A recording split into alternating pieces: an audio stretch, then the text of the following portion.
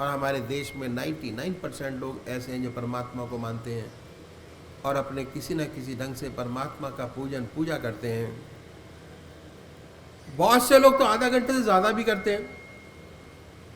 अगर उनसे पूछें कि इस पूजा का क्या लाभ हुआ, तो ऐसे बहुत कम लोग होंगे जो बताएंगे कि हुआ। इन संतों ने कहा, पहली बात कहते हैं कि भाई ईश्वर का नाम लेना अच्छी बात है। हमारे घर में मंदिर है, हमारे दादाजी पूजा करते हैं, हम करते हैं, हमारे देखा देखी हमारे बच्चे करते हैं, ईश्वर परस्त है, बहुत अच्छी बात है। अगर उनसे पूछे कि इसका आपको कोई लाभ हुआ, तो ज़्यादा तो वो कहेंगे भाई लाभ का तो मालूम नहीं क्या हुआ। इन संतों ने कहा, मैं एक तरीका ऐसा बतलाते हैं, अगर इस तरीके से पूजा पाठ करेंगे तो आपको विशेष लाभ होगा। और ऐसा सुंदर तरीका बताया जो मैंने आपके सामने रखा। सबसे पहले, और हर कोई मान सकता हो, किसी भी धर्म का अनुयायी हो अपने धर्म के मत पर चलते हुए कर सके। संसार में हर मजहब में दो प्रकार के व्यक्ति हैं, एक साकार पुजारी और दूसरे निराकार, और बहुत पुराने ज़माने से चले आ रहे हैं। आपस में झगड़े भी होते हैं, वाद विवाद भी होते हैं, पर दोनों कायम, क्योंकि मनुष्य का स्वभाव कुछ ऐसा ही है। किसी को चेहरे से प्यार होता है, किसी को शक्ल से प्यार होता है, किसी को नाम से प्यार होता है, किसी को शक्ल से प्यार नहीं होता। जिन्हें शक्ल से प्यार होता है वो है साकार पुजारी, जिन्हें शक्ल से प्यार नहीं वो निराकार। इन दोनों के लिए रास्ता बताया। साकार पुजारी का सबसे प्रथम कार्य है एक इष्ट का निश्चित करना। आप अपनी आत्मा से पूछिए कि आपको भगवान की कौन सी मूर्ति सबसे ज़्यादा प्यारी लगती है, जिसमें आप भगवान की सबसे ऊंची भावना डाल सकते हो, उसे अपनाइए, उसे अपना इष्ट माने, उसी की पूजा करें, उसी का ध्यान करें, उसी को याद करें, उसको कहीं बदले नहीं। ऐसा नहीं कि आज आप राम की पूजा करें, कर कृष्ण की, परसों माँ की। अगर रोज़ रोज़ बदलेंगे तो उसका विशेष लाभ नहीं होगा। और दरअसल में जो पूजा का असली मकसद करने का है वो चित्त की एकाग्रता प्राप्त करना है, और उससे ऊपर उठे तो मैं कहूँगा चित्त की वृत्तियों का निरोध प्राप्त करना। ये भगवान श्री कृष्ण ने गीता में कहा हुआ है। क्या ऐसी हालत जिसमें विचार शून्यता आ जाए, और वो जब ही होगा जब आपका एक इष्ट होगा। एक इष्ट पूजा कैसे करें? कुशा या कंबल का आसन हो, धूप बत्ती अगरबत्ती जलाएं, रात्रि के वस्त्र बदल कर बैठें। कभी कभी स्नान नहीं कर सकते तब पूजा ना छोड़ें, मुंह हाथ धोकर बैठे, सुख आसन से बैठे, जिस आसन में बैठे, और ये महसूस करें कि आपका इष्ट सह शरीर आपके सामने विद्यमान है, कोई भक्ति भरा भजन का ही है। तो क्या होगा? आपके वैरमुखी विचारों की दुनिया से मन हटकर अंतर्मुखी हो जाएगा और ईश्वर की तरफ लग जाएगा।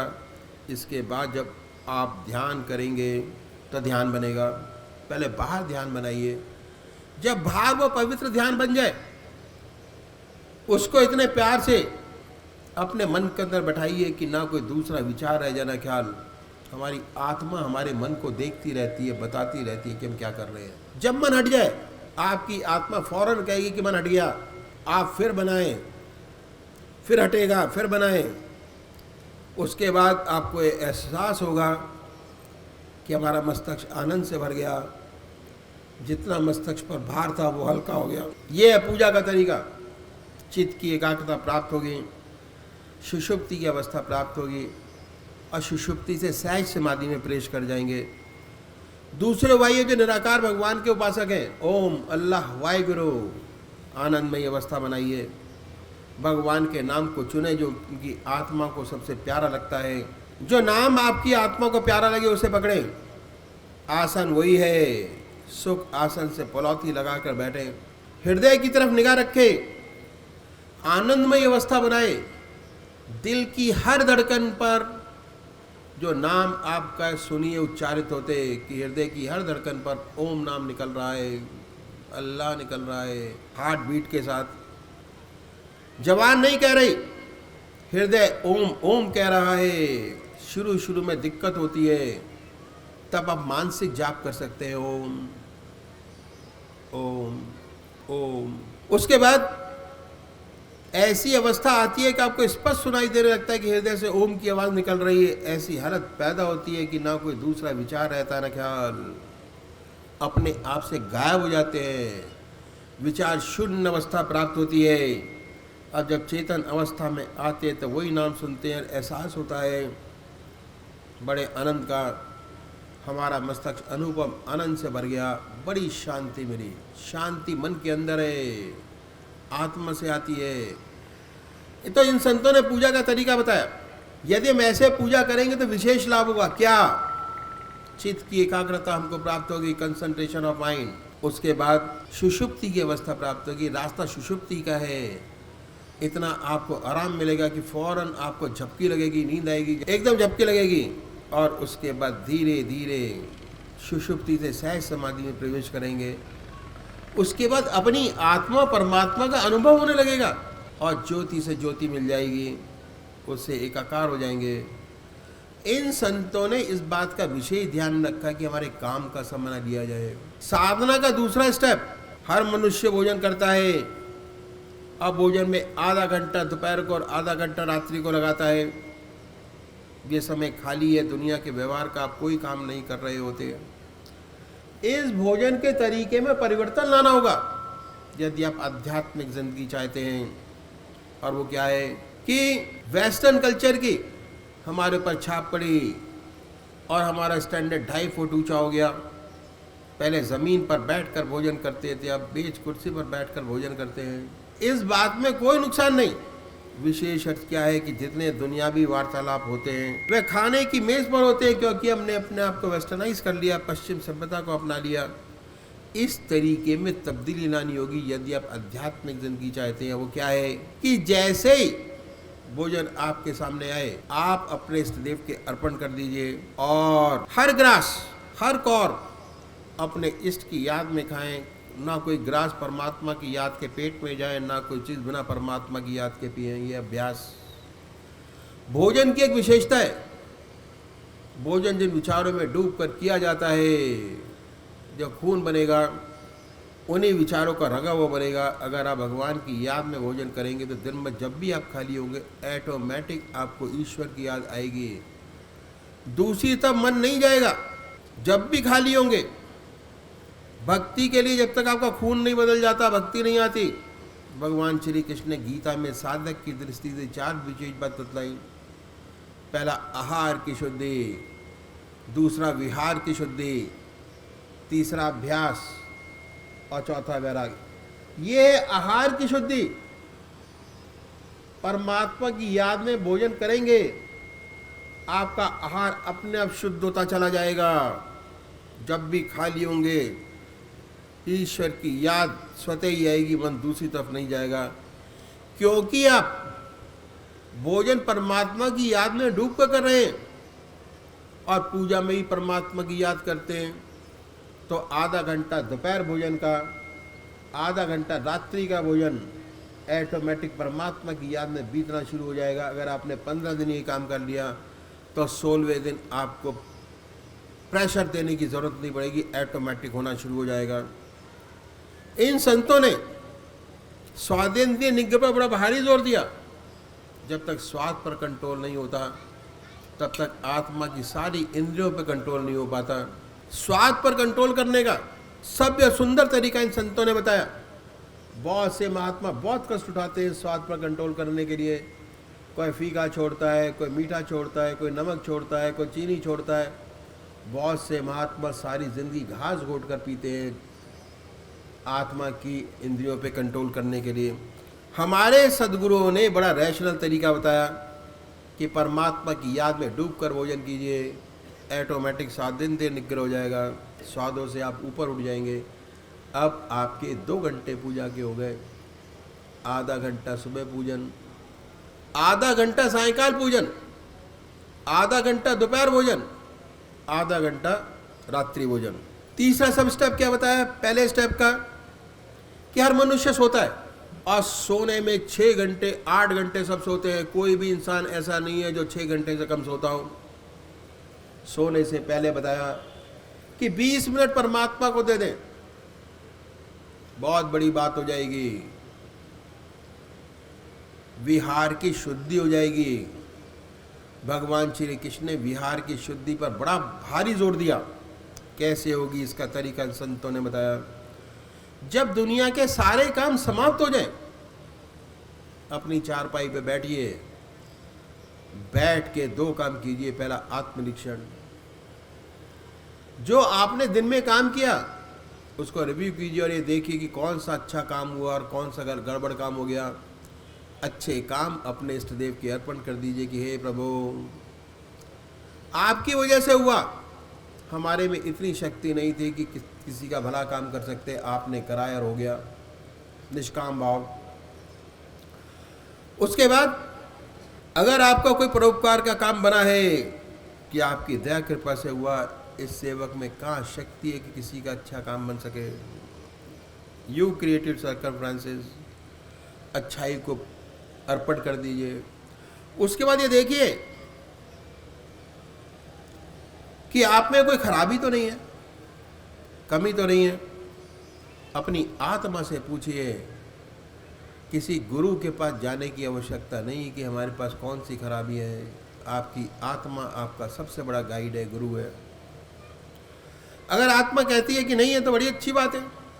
अगर कहती है कि झूठ है, कपट है, जिंदगी में काम है, क्रोध है, लोभ है, मोह है, तो बड़ी चीज़ें, छोटी छोटी चीज़ें अपनी ज़िंदगी के अंदर हैं जिन्हें सोचते कि ये जा पाएंगी तो हमारा जीवन बड़ा सुंदर और अच्छा होता चला जाएगा।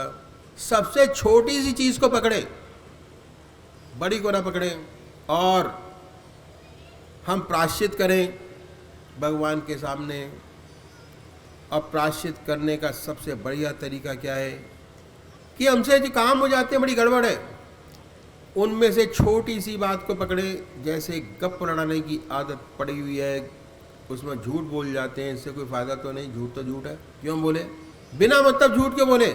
अगर आपकी आत्मा कुर्ती है, ऐसी छोटी छोटी बातों को पकड़िए। परमात्मा से प्रार्थना कीजिए कि हे प्रभु, हमें ऐसी शक्ति प्रदान करो कि कल से छोटी सी खराबी ना हो। परमात्मा से वायदा कीजिए और अगले रोज से उस छोटे से दुर्गुण को छोड़ दीजिए। अगर छोड़ते चले जाएंगे, बड़ी बड़ी कमियां खराबियां जो आप में हैं, जिन्हें सोचते हैं कि ना जा पाएंगी, वो पे छूटती नज़र आएंगी। पर शर्त एक बात का है कि जिस बात का भगवान से वायदा करें, जिस बात का वायदा अपने इष्ट देव से करें, उसका पूरा अवश्य करें। अगर पूरा करेंगे तो आपकी इच्छा शक्ति बढ़ेगी। अगर वायदा करके पूरा नहीं करेंगे तो आपकी इच्छा शक्ति घटेगी। विल पावर बढ़ाना सिर्फ एक यही सुंदर तरीका है। जिसकी विल पावर स्ट्रांग होती है उसका इष्ट देव बहुत स्ट्रांग होता है। जिसकी विल पावर कमज़ोर होती है उसका इष्ट बहुत कमज़ोर होता है। इसलिए पॉजिटिव वाइब्रेशन के साथ साथ अपनी विल पावर को बढ़ाएं और व्याधियों से बचें। उसके बाद अपने इस देव का ध्यान कीजिए। जब ध्यान अच्छा लग जाए, उसी के ध्यान में सो जाएं। ये अभ्यास, चारपाई पे बैठकर अपने इस देव का ध्यान कीजिए, उन्हीं को याद कीजिए और याद करते करते सो जाइए। इस अभ्यास के बहुत फायदे आपको मालूम होंगे। ऐसे भाई बहन हैं जिन्हें ऊट पटांग सपने आते हैं, सपने आने बंद हो जाएंगे, डरावने, नींद अच्छी आएगी, बेखबर होके सोएंगे। अभ्यास बढ़ेगा, सपने बदल जाएंगे, सुंदर सुंदर सपने आएंगे। आप देखेंगे पूजा कर रहे हैं, कभी देखेंगे आप अपने इष्ट देव के मंदिर में बैठे हैं, अपने इष्ट का दर्शन, अपने गुरु का दर्शन, सत्संग में बैठे हैं। जब साधक और तरक्की करता है तो बड़े सुंदर अनुभव खुलते हैं। सोते सोते अनंत सूर्यों का प्रकाश नजर आएगा। सारा शरीर विद्युत से ओतप्रोत महसूस होगा। हमारा शरीर चलता ही बिजली से है। जब ऐसा साधक सोकर उठता है, उसके शरीर में बिजली दौड़ रही होती है, महसूस होता है, बड़ा अचंभा होता है, बड़ी हैरत होती है।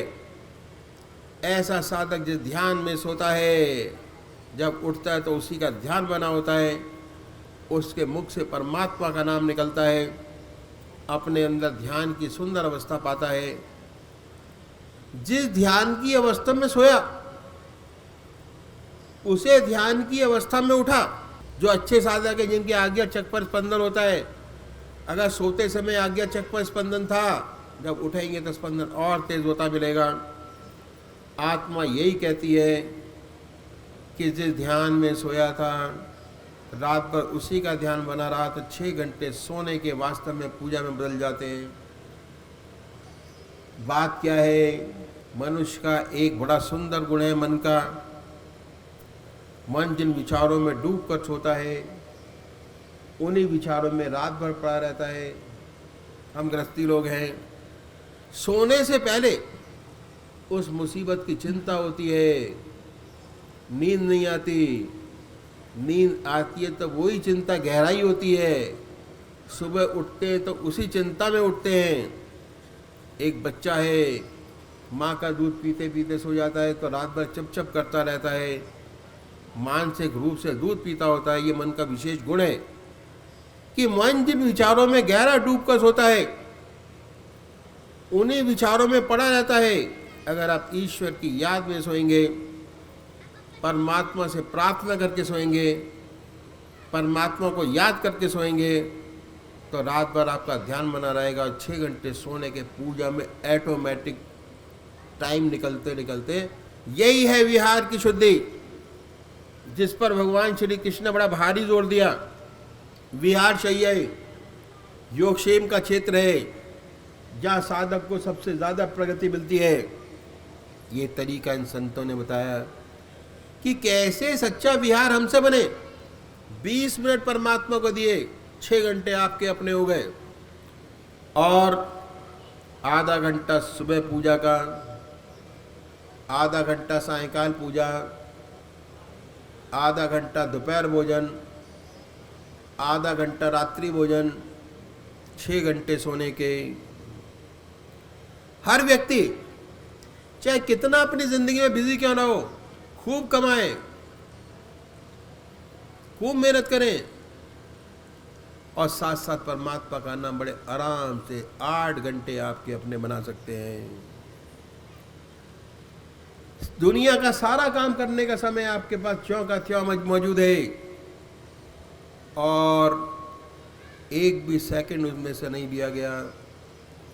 सारा समय संसार के व्यवहार का, व्यवसाय का आपके पास मौजूद है। यह है साधना की पहली सीढ़ी, फर्स्ट स्टेप।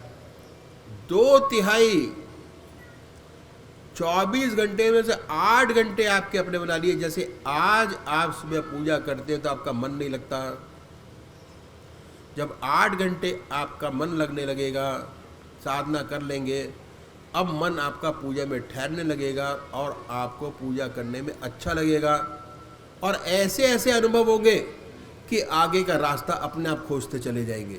परमात्मा तू ही है, तेरी इच्छा पूर्ण हो।